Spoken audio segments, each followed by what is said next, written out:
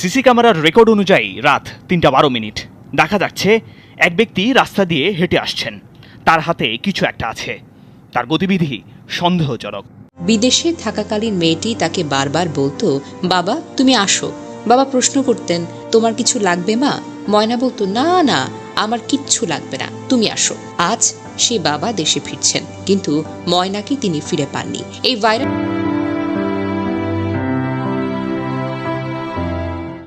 দোতলার গেট, লোহার দরজা, দোতলায় যাওয়ার সিঁড়িও আছে।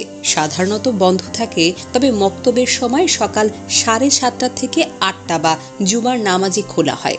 সম্মানিত দর্শক, সত্য কখনো চাপা থাকে না। ইতিমধ্যে কিন্তু সেই ব্রাহ্মণবাড়িয়ার 9 বছরের ময়নার কাণ্ডে এবার বেরিয়ে আসলো চাঞ্চল্যকর তথ্য, এবং কি সেদিন রাতে কি হয়েছিল ময়নার সাথে সিসিটিভি ফুটেজ ইতিমধ্যে প্রকাশ হয়েছে। দর্শক, এই ভিডিওতে দেখতে পারবেন সিসিটিভির ভিডিওতে কাকে দেখা যাচ্ছে, এবং সেই ভিডিওকে ভিত্তি করে এবার প্রধান আসামিকে গ্রেপ্তার করা হচ্ছে। দর্শক, এই ভিডিওর মাধ্যমে দেখতে পারবেন সেদিন রাত্রে মূলত কি হয়েছিল ময়নার সাথে, এবং সেই কে আসামি যাকে এই সিসিটিভি ভিডিওতে দেখে তাকে গ্রেপ্তার করতে সক্ষম হয়েছে পুলিশ।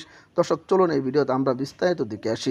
খুবই গুরুত্বপূর্ণ একটি ভিডিও, তাই না টেনে সম্পূর্ণ ভিডিওটি দেখবেন। চ্যানেলে নতুন হয়ে থাকলে সাবস্ক্রাইব করে রাখবেন পরবর্তী ভিডিওর জন্য। লাইক করে দেখতে থাকুন সম্পূর্ণ ভিডিওটি। অবশেষে 10 দিন পরে ময়নার আরেকটি খবর এলো। একদিকে ময়নার হত্যার বিচার, অন্যদিকে স্ত্রীর মাথার উপরে সন্তানের হত্যার অপবাদ। কারণ অসংখ্য মানুষ অভিযোগ করেছে ময়না তার মা হত্যা করেছে। এই অবস্থায় ময়নার প্রবাসী বাবা আব্দুর রাজ্জাক করেছে অনেক চিপার মধ্যে।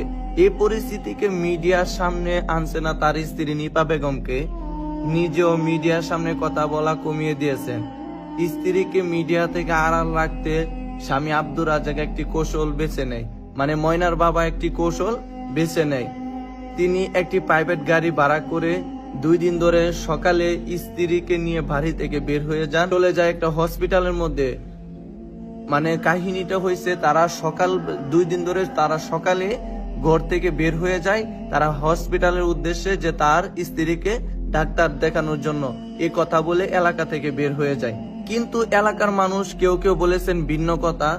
এলাকায় অনেকে দাবি করছে আব্দুর রাজ্জাক মেয়েকে হারানোর সুখ ভুলতে এখন সন্তান হত্যার দায়ী স্ত্রীকে রক্ষা করতে ভিন্ন পথে হারছে। কারণ উনার কথাবার্তা এরকম এখন বোঝা যাচ্ছে, প্রথম বলছে যে উনার স্ত্রীকে এবং উনার ভাইকে সন্দেহর বাইরে না, কিন্তু এখন উনি নিজেই বলতেছে যে না, উনি উনার স্ত্রীকে মানে বিশ্বাস করে এবং উনার স্ত্রী এরকম কাজ করতে পারে না। কিন্তু 2 দিন আগে মাথার চুল এবং গুফ কালার করে তিনি এখন পাষাণ পিতার ভূমিকায় আছেন।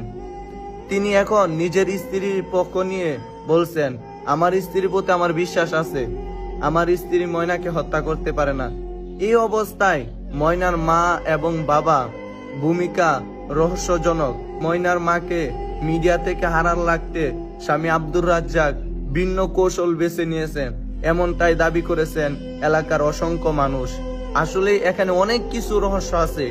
এই ময়নাকে হত্যা করেছে আজকে 12 দিন চলে যাইতেছে, এখন পর্যন্ত এটার কোনো বিচার বা এটার যে নির্দিষ্ট কে এই হত্যার সাথে জড়িত এখন পর্যন্ত হইতেছে না। আমরা চাই এ দেশের মধ্যে আলোড়ন সৃষ্টি করেছে, এটার একটা সুস্থ বিচার চাই, এবং এই হত্যার সাথে কে জড়িত এবং কারা জড়িত এদেরকে চিহ্নিত করুন। কারণ এখানে অধিকাংশ প্রমাণ দ্বারা ফেসবুকে এবং ইউটিউবের মধ্যে বা বিভিন্ন ধরনের মানুষের মাধ্যমে অধিকাংশ প্রমাণ দ্বারা এটাই বোঝা যায় যে এরাই নিজেরা প্রমাণ হয় যে ময়নাকে হত্যা করেছে অনেক পরিকল্পিত ভাবে।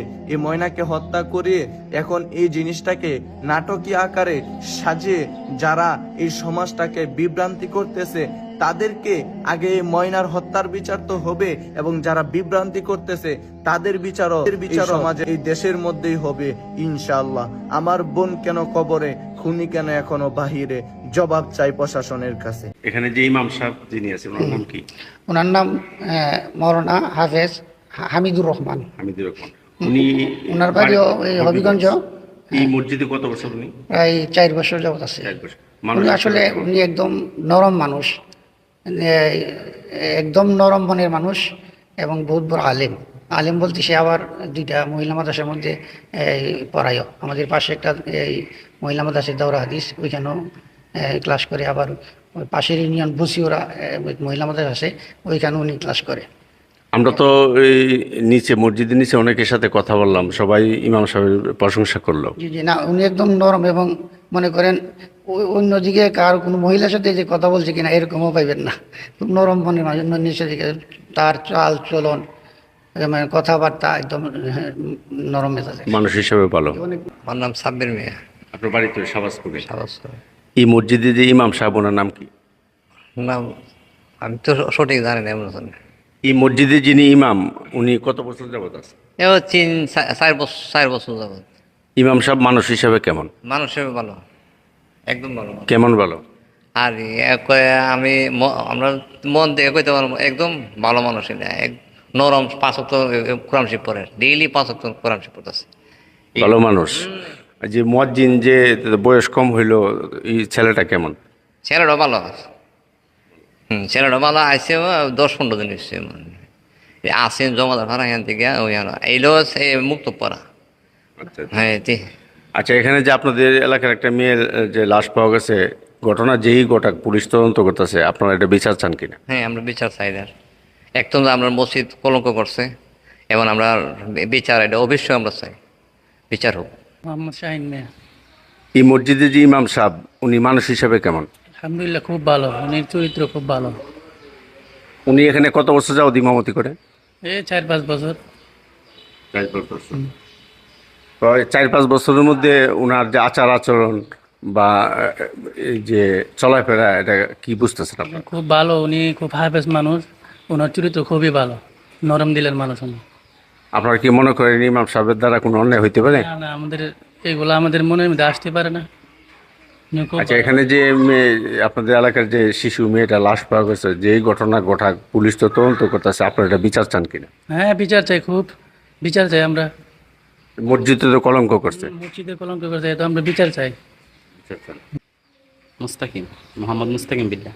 কি লেখাপড়া করেন? জি, লেখাপড়া। কিসে? আমি শাহবাজপুর জামিয়ায় পড়ালেখা করি।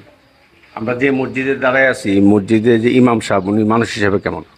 উনি মানুষ হিসাবে অত্যন্ত ভালো। আমরা ছোটোবেলার থেকে দেখতেছি, যখন আমি আমার বাড়ি চিন্না করতাম ধর্মন্ডল গ্রাম, এইদিকে আমি প্রায় 2 বছর যাবৎ হুজুরের খানোটা আনছি। হুজুরকে আসা যাওয়ার পথে দেখলাম অনেক ভালো আচার আচরণ মানুষ। আপনি এই এলাকায় কতদিন যাবত?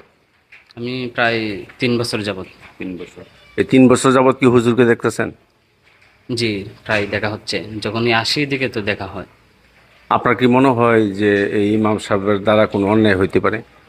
না, এমনটা তো মনে হয় না। মানুষ হিসাবে ভালো। মানুষের অত্যন্ত ভালো। এই মসজিদের ইমাম সাহেব যে, উনি মানুষ হিসাবে কেমন? ভালো, ভালো দিকে তো এলাকার মানুষের কত বছর যাবত উনি এই মসজিদে? বেশি দিন হয়েছে না, আনা হয়েছে। কত বছর হলো? এটা সঠিক কথা তখন। এমনি আপনি মসজিদে নামাজ পড়েন? ভাই পড়ি, অন্যান্য পড়ি। ইমাম সাহেবরে চিনেন? এমন সব চিনি, এমনি ভালো মানুষ, লোক হিসাবে ভালো মানুষ। লোকের সে আমার আখেলাক ভালো, আমার আখেলাক ভালো, এবং ওনার চরিত্র ভালো দিকে তো মসজিদে আনা হয়েছে অন্যান্য থেকে। এই মসজিদ ইমাম সাহেবরে চিনেন? চিনি, মসজিদ ইমাম সাহেব মানুষ হিসেবে কেমন? দেখতেছি তো ভালো মানুষ। উনি 4-5 বছর ধরে মনে হয় ইমামতি করতেছে। আপনারা যে 4-5 বছর যাবত যে মানুষটাকে দেখতেছেন, আপনারা কি মনে করেন এই মানুষটা দ্বারা কোনো অন্যায় হইতে পারে? না, এরকম মনে হইতেছে না। ভালো মানুষ। জি। সম্মানিত দর্শক, আশা করি সকলেই পুরো ভিডিওটি দেখলেন। এই ভিডিও সম্পর্কে অবশ্যই আপনাদের মতামত ভিডিওর কমেন্ট বক্সে লিখে জানাবেন। দর্শক, ইতিমধ্যে কিন্তু আপনারা ভিডিওতে দেখেছেন যে ময়নাকে যেভাবে তারা নির্মমভাবে মেরেছিলেন, এই বিষয়গুলো কিন্তু এবার সিসিটিভি ফুটেজের ভিতরে স্পষ্ট হয়ে গিয়েছে। ইতিমধ্যে এই ভিডিওতে আপনারা দেখেছেন সেই যে মসজিদেই করেছিলেন, সেই মসজিদের বর্তমান মুয়াজ্জিনের যে তথ্যগুলো দিয়েছেন, এবং এলাকাবাসী যে তথ্যগুলো দিয়েছেন, সেদিন রাত্রে মূল ঘটনাটা কী হয়েছিল, এবং আসিয়ার ময়নার পরিবার কাকে সন্দেহ করছেন, এই বিষয়গুলো নিয়ে কিছু গুরুত্বপূর্ণ তথ্য কিন্তু এই ভিডিওর মাধ্যমে আপনারা দেখেছেন। দর্শক, অবশ্যই এই ভিডিও সম্পর্কে আপনাদের মতামত ভিডিওর কমেন্ট বক্সে লিখে জানাবেন। এই ধরনের ভিডিওগুলো সবার আগে পেতে অবশ্যই চ্যানেলটিকে সাবস্ক্রাইব করে পাশে থাকা বেল বাটনটি অন করে রাখবেন পরবর্তী আপডেটগুলো সবার আগে পাওয়ার জন্য। আজকের মতো ভিডিওটা এখানে শেষ করলাম। দেখা হচ্ছে পরবর্তী ভিডিওতে। ভালো থাকবেন, সুস্থ থাকবেন। আসসালামু আলাইকুম ওয়া রাহমাতুল্লাহ।